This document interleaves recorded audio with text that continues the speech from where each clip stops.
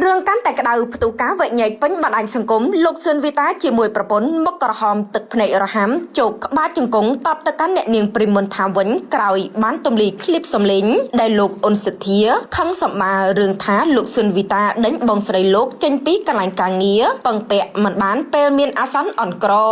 សំណេរលោកស៊ុនវីតាដែលបានបង្ហោះតបទៅកាន់អ្នកនាងព្រីមុនថា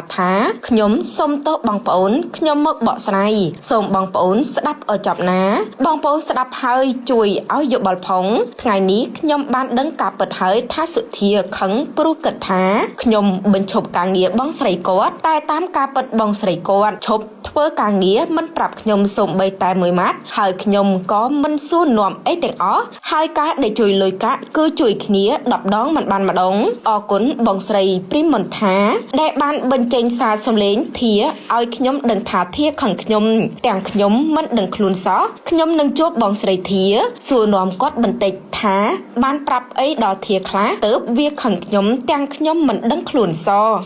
ដើមហេតុដែលគាត់វាយសម្លេងទៅបងព្រីមុនថានឹងមានតែមួយបងប្អូនដោយសារតែបងស្រីរបស់គាត់ឈប់ធ្វើការកន្លែងខ្ញុំហើយបញ្ជាក់បងប្អូនអរគ្នាបងស្រីគាត់ឈប់នឹងមិនមែនជាការដកចេញទេហើយបងស្រីគាត់ឈប់នឹងគឺគាត់ឈប់ដោយខ្លួនឯង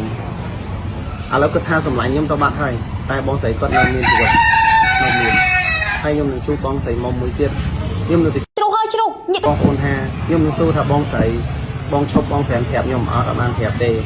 ហើយសមមិញទៅឲ្យធូបនេះខ្ញុំនិយាយមុខអធិថានៅវិញមុំឈប់អត់ប្រាប់អញដែរហើយក៏អត់បានប្រាប់អញដែរអញ្ចឹងបើសិនជាបងមុំចង់ទៅធ្វើការងារវិញថ្ងៃណាក៏ទៅអញទទួលហើយ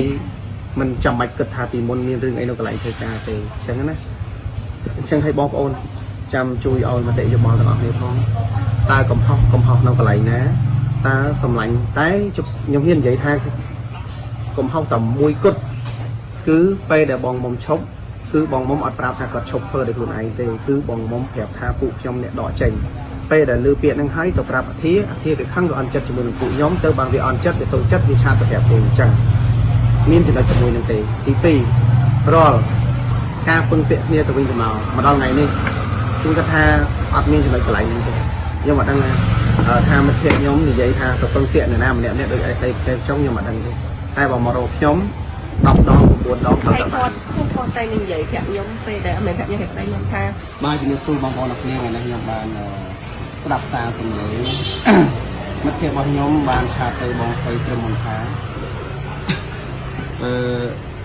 ខ្ញុំពេលដែលខ្ញុំបានស្ដាប់ហើយខ្ញុំអត់មានបារម្ភអត់មានភ័យអីទាំងអស់បងប្អូនអរគ្នាហើយចាំបងប្អូនស្ដាប់ហើយចាំជួយឲ្យជាយោបល់ផងហើយខ្ញុំបានស្ដាប់សារនេះហើយខ្ញុំមានអារម្មណ៍មួយថាអត់ខឹងនឹងពូម៉ាក់ខ្ញុំទេអញ្ចឹងណាហើយស្ដាប់ទាំងអស់គ្នាចាំខ្ញុំនឹងនិយាយបកស្រាយយ៉ាងព្រោះ